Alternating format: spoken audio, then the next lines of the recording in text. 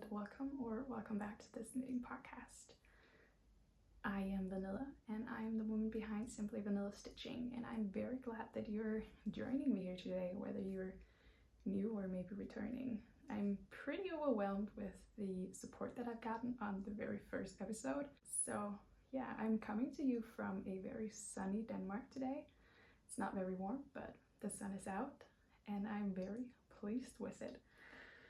You can find me on Instagram at simplyvanilla.stitching, or you can just look right here. Just keep on watching and you'll probably get used to my face.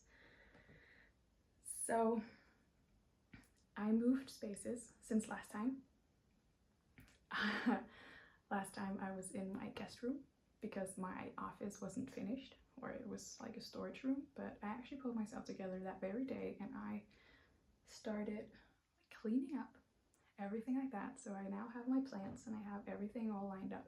I did have to maneuver a bit around because I have to be close to the camera, but I don't want you to see all of the things.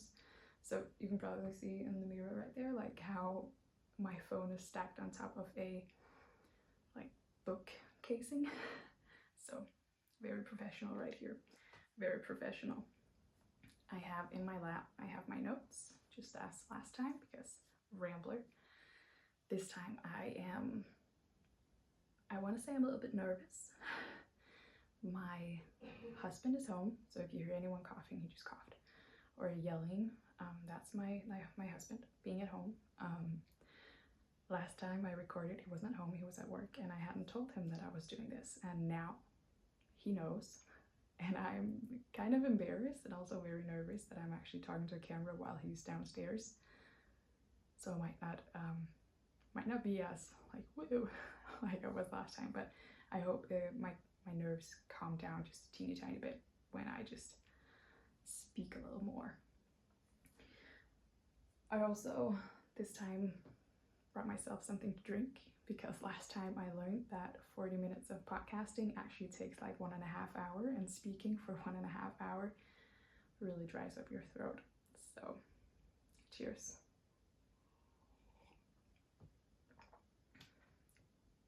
So I also have a new chair. I have to learn that there are actually handles on this. Last time I said that I was probably not going to do like a regular knitting podcast kind of scope or whatever you want to call it. Like I wasn't going to do the what I'm wearing, things that I finished, whips in progress, or whips in progress, and new purchases of yarn. Probably wasn't going to follow that strictly because I wouldn't really have that much, but I think I might have to reevaluate that statement, because honestly I have a finished object, I have multiple whips, and I also have something I'm wearing. I don't have any purchased yarn, so we're gonna skip that part, but let's just start, I guess, and then I can ramble on at the end. So if that's not what you're here for, then I'll spare you. This is Vanilla from the future. Hi. I totally forgot to update you guys on the unemployment situation. I'm still unemployed. Yeah, it's been 1 week, still unemployed. It's pretty great. I'm gonna move away again now. Enjoy. So what I'm wearing is this tank top. It is a design by Drops Design. It's a free pattern. It's called About Spring. It's a very easy pattern. It's knit bottom down. It's knit bottom up, I think. Yes, it's knit bottom up. It is designed to be worked flat and then seamed together, but I just knitted in the round because it was a lot easier. There's a lot of stockinette stitching. But yeah, that's it, and it's exactly the same at the front and at the back. So I'll link it in the description. The yarn that I used for this was something that I found at a charity shop or secondhand shop a few years ago. It was I think it was a cardigan that I unraveled and then knit a shirt out of, which I didn't really like because the gauge was just very off and I couldn't really wear it, and then I unraveled it again, and it's just been sitting in my counter or like my storage area right here for so long, and now I finally knit it up and I'm actually very pleased with how it knit up, and it's very summery and it's very nice. So moving on to finished objects. I'm looking over here because I actually forgot to take it down. So I'll just do that. So I'm back, I got it. The very first finished object, or the only finished object I'm going to show you, is this shawl that I was working on last time I podcasted. I was at the bubble edge and I needed all of this twisted rip. English is still not my first language, so beware. And I promised that I was gonna finish this within a day. Or I didn't promise, but I said I really wanted to, and I can tell you I did not finish this within one day. This bubble section, it took way longer than I had ever thought it would, and also this is like 20 rows of twisted rip, and there's like almost 500 stitches along this edge right here, and it was a situation. Let's just say it like that. But I got it done. It hasn't been blocked yet. I brought it with me on a little weekend trip that me and my husband went to. I didn't get to use it, but I brought it with me, so I guess that's what counts. But yeah, I like it. It's more like a throw over, like sort of like a blanket vibe than it is a shawl, I want to say. In my head, a shawl is more of a lace patterny thing, and this is very, like, this is just stockinette, basically. It's very warm and thick, and I really enjoy it, so I think it's going to be great for those colder summer nights, or maybe even going into fall, or even start winter time. It's very nice, very nice.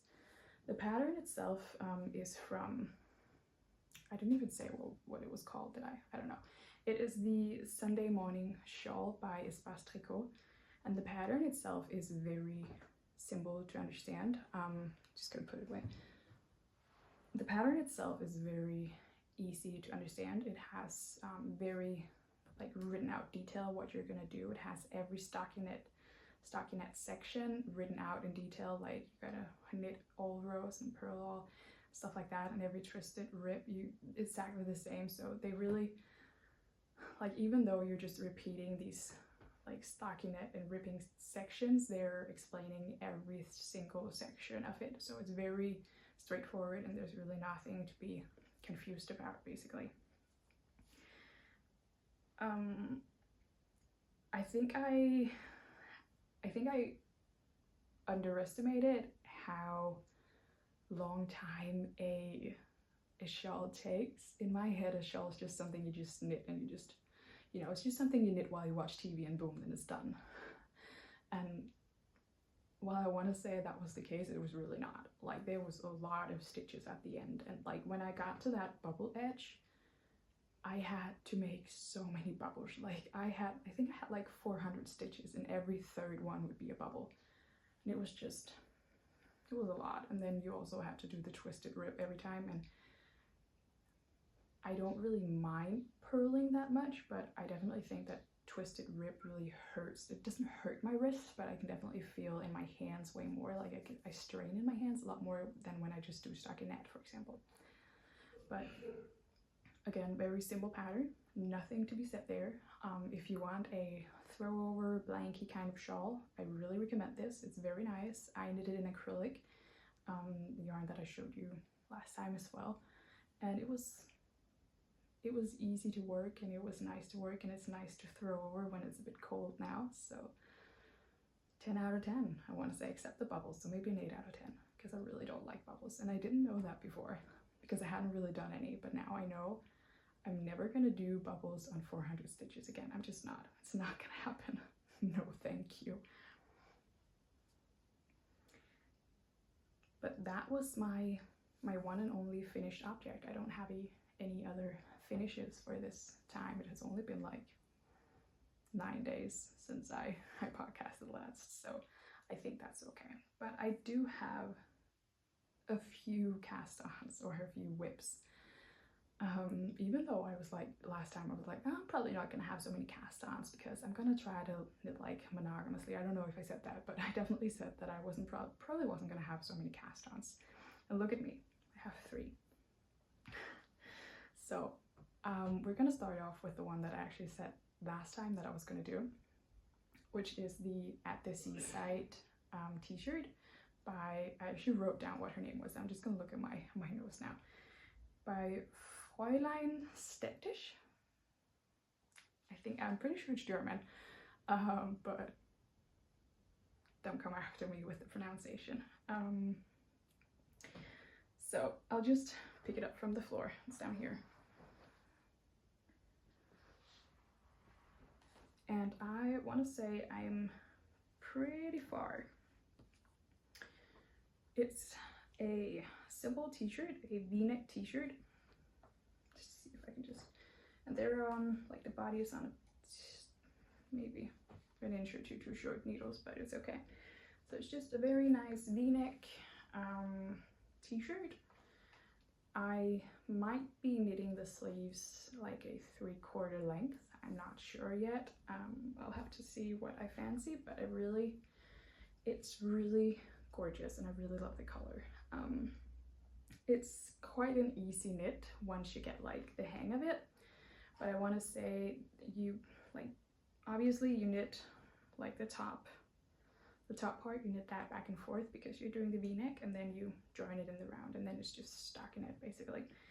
But up here it's like a very new to me, at least, shoulder construction. So it's, I think it's called the like cable lifted increases. So basically it's an increase method, just like raglan is an increase method, but this is like, this creates this cable effect. I don't know if you can see it, but like it creates this very almost square shoulder shape. I don't know if you can see it. But it was interesting to do, let's put it like that. She, in the pattern, she had linked to a very nice YouTube tutorial on how to do those increases, and that was very nice. Like without those I would not have known what to do, but it actually worked out really nicely, and once you get the hang of it, it goes pretty easily. So not really a lot to complain about there. I want to say now it's just purely stockinette with just a teeny tiny twisted cable stitch at the sides, but other than that it's just stockinette all the way down. I have left out the A shaping that is actually in the pattern because I don't think it's that flattering on my body. I would like a more boxy fit, so I've just not added those. So it's just stockinette and stockinette, and I'm just gonna continue that until I think it's long enough. And then there was some splitting for hems, there were some split hems, and it's gonna be great, I'm sure of it. But yeah, very straightforward pattern. She's very good at explaining things that you have to do. Also very straightforward pattern, like explains very detailed, like knit 6 stitches and then do this and then knit 32. It's just examples, but obviously she guides you through how to do it, and it's very, very, very nice. The yarn I'm working with is the recycled cotton that I was showing you last time as well, that I said I was going to make this t-shirt out of. And I want to say that while I normally don't really enjoy knitting with cotton, like knitting garments with the cotton, I actually really like this. It's very nice, and yeah, and it's very heavy. Like this is a very heavy garment, but I don't think it doesn't really matter because the fabric that knits up is so nice and it's so soft, and I think it's gonna be great, and I'm really excited for it to be done. And this is definitely like, this is TV knitting because it's just stockinette, and I really enjoy that, just penetrating it now with the needles.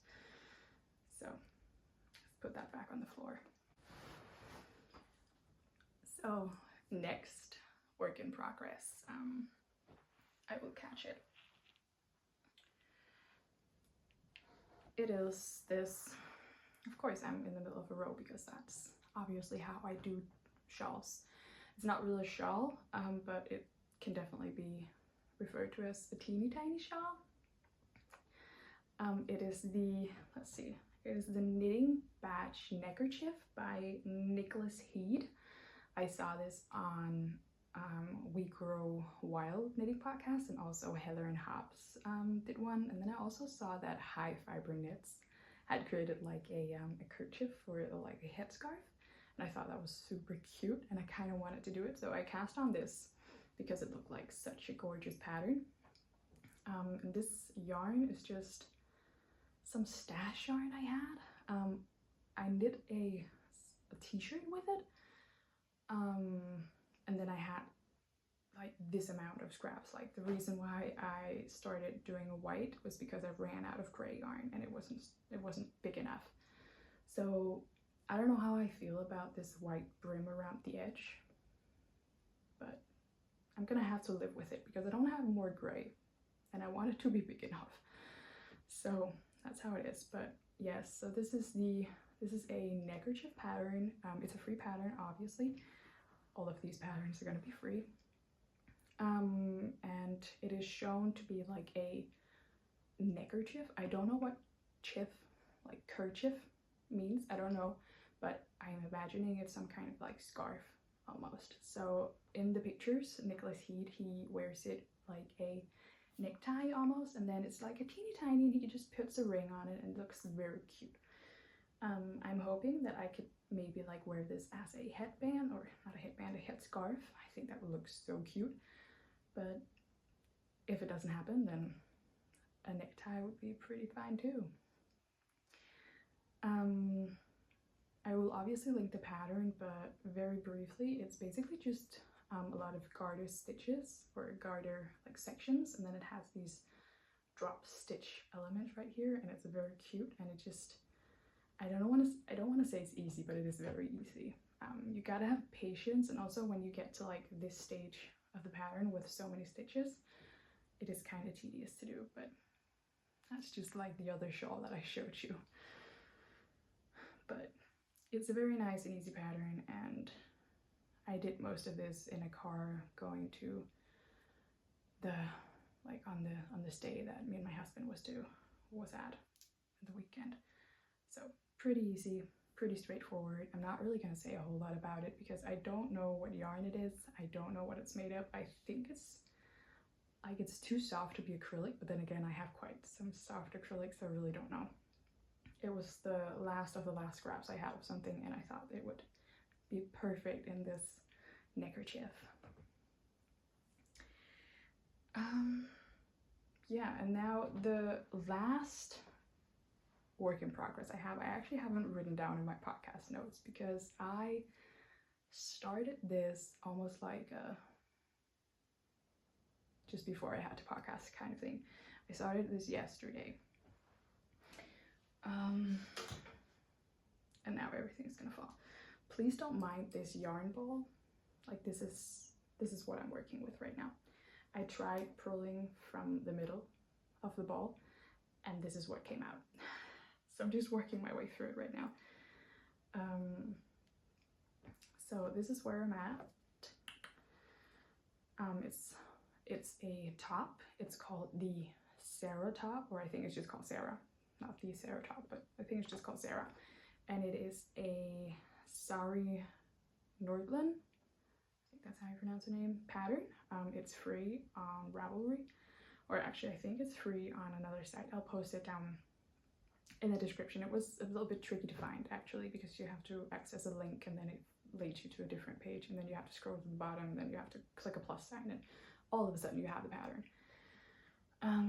But yeah, it's very simple. It's basically just like I've worked the rib section, and now you're working like a, I don't know if it's a broken rib or if it's a moss stitch. I'm not really sure. It's like you knit all of the wrong sides, and then you knit, purl, knit, purl, knit, purl on the right side, and it creates this very nice pattern.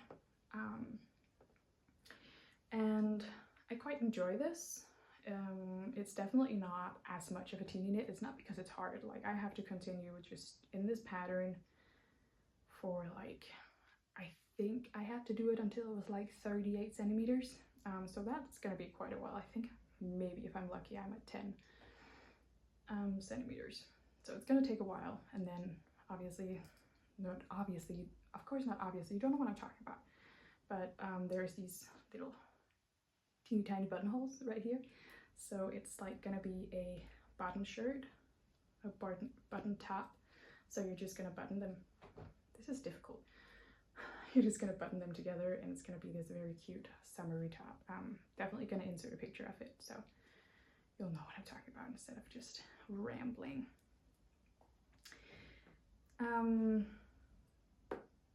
The pattern is pretty easy to follow. It's just working in the pattern described, which is just a knit purl pattern. Very simple. I haven't gotten to any of the separation for the front and back because it's knit and buttoned up, but I'm gonna just briefly mention the yarn. This is the acrylic yarn that I was very excited for last time. It's very soft, an eggshell kind of white, very nice, and definitely still enjoy knitting with it. I actually have my cardigan that I knitted out. I don't even know anymore. I'll just grabbed it. So this is the cardigan that I knit out of it, and I haven't had buttons on it. And this is a petite knit pattern. It's the champagne cardigan. Now the champagne cardigan is like, it should be knit with, you know, Sunday wool and everything like that, but I didn't do that. I knit it with acrylic, and it actually turned out pretty nicely, I want to say. I'm pretty pleased with this. I've worn it on several occasions, and it hasn't let me down. So I think that was like the last whip that I had. Or I don't think it was the last whip that I had. It is the last whip that I have, and I don't think I have a lot more to say about it. No, I don't.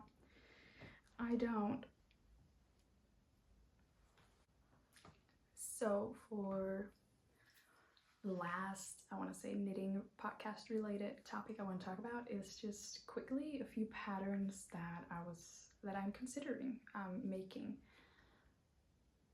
before I actually cast them on, because I'm not sure I'm gonna do it, and I'm not sure I'm gonna do it just yet, but I want to share them with you because I actually really like them, and maybe you could get inspired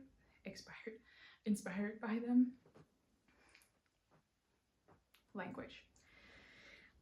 So I've written down, I have 3 right here, plus one that I've already mentioned to you guys. So I'm just gonna quickly mention them. So there's the Dumpling bag by Pearl Soho, and this is not a garment. This is a bag, and it's almost like, I don't know if you've seen these, but it's almost like a project bag, or at least some people use them as project bags, and it's basically just like, almost looks like a tank top that you just fold, where you just fold like one strap under the other, and it's a bag.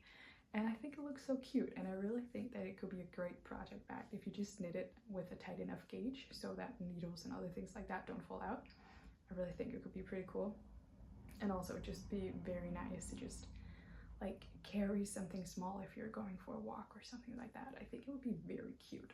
I don't know what yarn I'm gonna use. I don't even know if I'm gonna like make it, but I definitely think it looks very cute. So the next one is the, I'm so sorry for this, it's the Neckerchief cardigan? No, definitely not, but I'll write it on the screen. It's from Espace Tricot. That's why I'm not sure how to pronounce it at all, because maybe it's French, maybe it's a whole other language that I don't even know existed. I don't know. But this one I believe I'm definitely going to make. I'm not sure in what yarn, and I'm not sure when, and I'm not sure I'm gonna add the stripes in it. But I don't know if like the niceness, is that word? The niceness? No. Like the charm. I don't know if the charm like disappears if you neglect the stripes in the pattern and just knit it plain. I think it might, so maybe I'll just have to knit it up without the stripes, and maybe do some mock stitching on it with a different color to get the stripes without actually having to switch up the yarn in the pattern itself.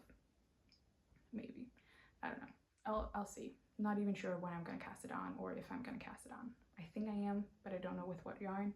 So I don't know if I have any yarn that's gonna match in the same weight. And that is also a big deal. So yeah. The next one I have, or the next two that I have, are both from Filcolana. The first one is the Crispin cardigan. It looks very nice. I really enjoy it. I am very sad I don't have a faded pink to knit it up with because it looks just so cute. And I really like it. I like the stitch pattern it has. It looks very breezy, like a real summer cardigan almost. Yeah, I really like it. And then the second one, also from Filcolana, is the Sea of Love that I showed you guys last time. Still really considering knitting it up with that red yarn that I showed you last time, but I've started to doubt whether I have enough for it. But I guess I'll have to try.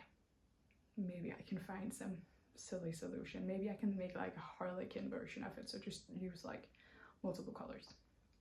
I don't know, probably not, but I just really want to make it because it looks so cute. But then again, does it look cute without adding the mohair to it? I'm not sure. I'm not quite sure it's gonna be the same. No. But nevertheless, that was like the patterns that I've really been eyeing. I was like really considering casting on, but not having started because I now have 3 whips and that is more than enough for me. And I also have like 3 sock whips that I've just kind of like neglected, but we'll not talk about those.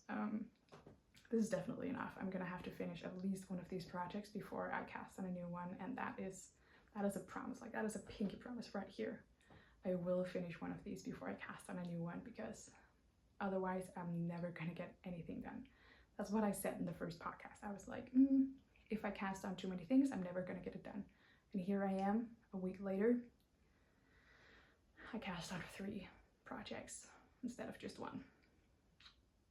Applaud me, please. Thank you.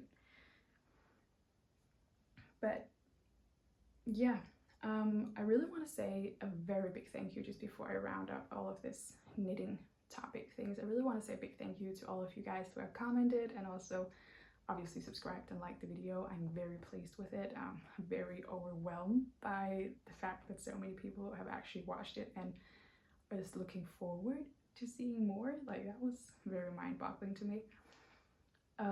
I hope that the patterns that I shared with you guys will maybe give you guys some inspiration too, or maybe the fact that I'm knitting it up with acrylic yarn may inspire you to also use some of your old acrylic yarn to knit all of these different projects or free patterns that I find.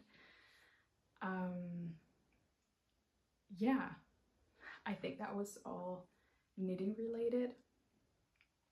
And now I'll just check for how long I've actually recorded, and then I will talk just briefly about some personal things, maybe just get to know me a bit better. I know that not everyone is as needy of getting to know the person behind the camera, so that's why I am ending up with this, or ending the podcast with this. So if you're stopping here, then thank you very much for sticking with me for this long. I truly appreciate you, and I truly appreciate you commenting and engaging with me. I really like that. So thank you for sticking with me, and I will be right back. Don't go anywhere if you want to know me a bit more, but other than that, thank you very much for watching. Right, so I see that I only recorded for like 30 minutes, and now I'm starting to consider, like, how do podcasters podcast for like 1.5 hours? Like, how do they talk so much? I don't understand. I'm getting a whole new kind of respect for knitting podcasters. But I was gonna just end this knitting podcast off with just talking a bit about myself, because I haven't really introduced myself a lot. Now I'm starting to say a lot because I'm starting to doubt myself, but I'll regain control. So, I introduce myself, or I present myself every time as Vanilla. Now, Vanilla is not my actual name, if you were in any doubt. My actual name is Pernille. It's a very Danish name, it's a very Scandinavian name, and I am aware that not a lot of people outside of Scandinavia can actually pronounce my name. I have quite a few non-Scandinavian friends that I've been talking to for quite a few years, and none of them can pronounce my name correctly. It always ends up being like Pernilla, and then we always come to the conclusion that Vanilla is way easier to pronounce, and no one gets confused about that. So that's why I introduce myself as Vanilla every time. It is not my actual name, but it sounds like it, and also I like vanilla, and I think that vanilla stitching just sounds so nice, so we're sticking with it. I am 25 years old, and obviously I live in Denmark. I live in Odense on Fyn. It's an island here in Denmark. Now, Denmark is not very big, so the island is not very big either, even though it is one of the largest islands in Denmark. I live here with my husband, or he's not my actual husband. We're just, I don't want to say we're dating because we've been together for 2.5, 3 years.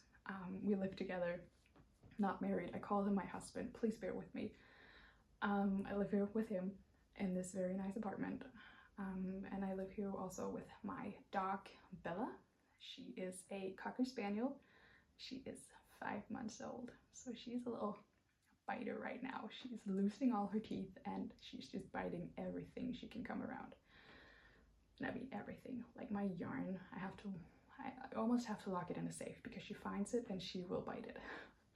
She doesn't eat it though, but she definitely chews on it, and she is able to bite the yarn into. Before I forget, I really want to say a big thank you to the people who told me that yarn, like multiple yarn, it's not yarns, except that someplace it was actually yarns, but I think I'm gonna stick with yarn. Now I've said it, and then next time we're probably gonna forget that. Let's see.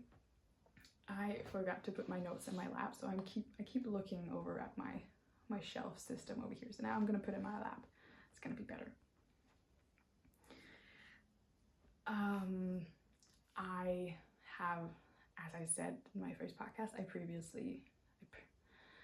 recently graduated university with a master's degree, and I have a master's degree in engineering with a specialty in game development and learning technology. So I truly enjoy like learning technology, obviously, but I really enjoy working with children and developing digital solutions for children.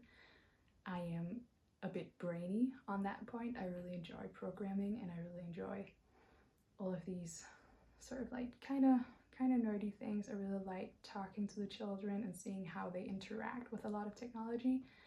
And I don't know how that has anything to do with knitting, or how I even started knitting compared to what I'm doing on a daily basis, but I really enjoy it.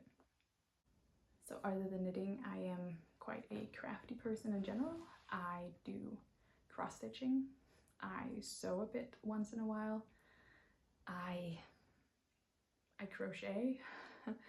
I don't quilt, and I probably will never quilt, but it is, I enjoy it. I am pretty crafty when it hits me.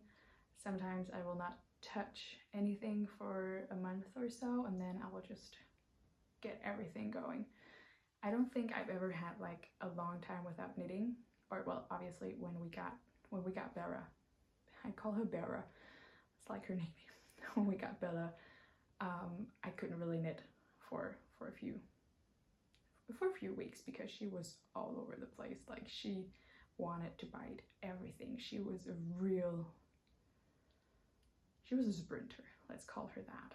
Like she had a lot of energy and she did not Like, she had the worst case of FOMO. She did not want to miss a thing. So she would never sleep, and it would be so exhausting. Like, I had multiple times where I would just sit and be like, I can't do this. I can't. This is too much. Too much. But obviously she's gotten older. She's now able to sleep, which is very nice. That only lasted like a few weeks. So many months in, she's so good, and she's definitely getting a lot better. I think that maybe next time I do a knitting podcast, I'm going to talk a bit about how I got into knitting and what my whole story of crafting is. I don't think I'm going to do that today because that is a whirlwind, and I think it deserves its own dedicated section and not just me rambling about who I am as a person. So I think I'm gonna just briefly, and it's probably not going to be briefly, but I will just very quickly explain to you guys maybe why this knitting podcast is a few days late. You probably don't even notice because I didn't set a specific date for when the next podcast would be out, so this episode, but I did actually say that I would upload one every week, and I thought that I would upload one like very regularly on the same days so that there would be a schedule in it. And closing my notebook now. And I was actually really planning on doing that. But after I had posted the first podcast, I did this very horrible thing to myself. I found other knitting podcasters who had only uploaded one video, and I started comparing myself. And that is probably the worst thing that I could do. And I know it sounds so stupid.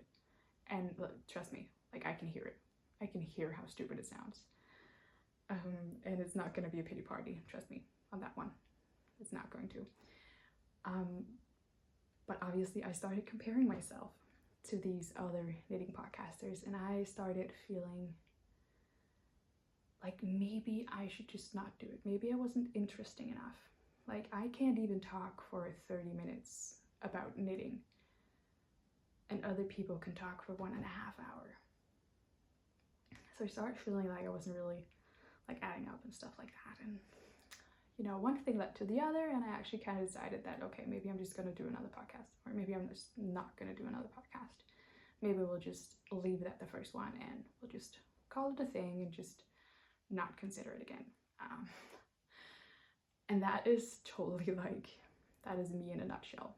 Like, something doesn't go my way, and I'm just like, nope, I'm out of here. I'm not gonna spend my time doing this. It's truly, truly me. But my email is attached to this YouTube, obviously, and I keep getting notifications every time someone comments on the video or subscribes to my channel. And I kept getting notifications, like I kept getting them. So it's just like within a week, I had over 100 subscribers, and I was like, what? But people, like, I didn't have the same engagement as the other ones, but now there are like 100 people actually subscribing to my channel, wanting to, like, to me that means that they want to see more. And I was just like, okay, well, I'll have to create another episode. So I took my self-pity and I put it far, far away, and here we are. A few days late of what I had originally planned, but we're here, and I am now gonna stick with it. I have found out that you don't have to open the comments that need review on YouTube. You don't have to read them, because if you don't, then they just don't get posted, and that's totally fine, because that was also a mistake I did. I read a comment that was under the review section, and I was like, yeah, it hit me hard. And you know, it's so stupid because obviously I post something to the internet and I wasn't expecting myself to like, you know, blow up and get viral and everything like that. But you know, obviously you have some expectations to yourself, and I am very known for having very high expectations for myself. And then when I could compare myself to others and I would not do as well as them, I was very, again, I was very demotivated. Like, I didn't feel like anyone wanted to listen to me because I didn't really have anything to say. And I don't really have any money to go out and buy a lot of yarn and cast on all of these new fancy projects, and I can't really show you guys like anything superior or really nice quality because unemployment. But then people started commenting like that I was relatable and that you guys had a lot of stash yarn that you really wanted to use up, and you had a lot of acrylic yarn that you wanted to use up. And then I started thinking like, okay, maybe I can actually like share this and maybe others are gonna watch it and get inspired for it. So I'm pretty happy about that, and I'm pretty proud actually. I'm pretty proud that some of you guys have commented and actually supported me in this. It's a bit overwhelming sometimes. I feel like I'm moving closer to the camera. I'm sorry. Sorry if I was all up your face. But I think we're gonna call that an episode. I think. I don't have more on the top of my head. You got to know me a little bit. You're obviously gonna know my personality a lot better when I just continue talking for hours and hours the next many weeks. And you also got a little bit more personal with me. So the negative thoughts that I had around this whole YouTube thing. And again, don't pity me. It's truly my own fault. Like, it's truly up to me. But yeah, I think that was it. So I want to say very many thanks. I want to say thank you very much for listening to me, sticking with me, looking at the few projects that I have going. I'm hoping to have at least one of them finished for next week, and this time it will be next week. I will create a schedule now and I will follow it, hopefully. No. So thank you very much for watching, and as I said, you can find me on Instagram as simplyvanilla.stitching, or you can just stick with me right here. So I think this is the 4th time I'm gonna say it. Thank you for watching. I'll see you guys in a week. Thank you.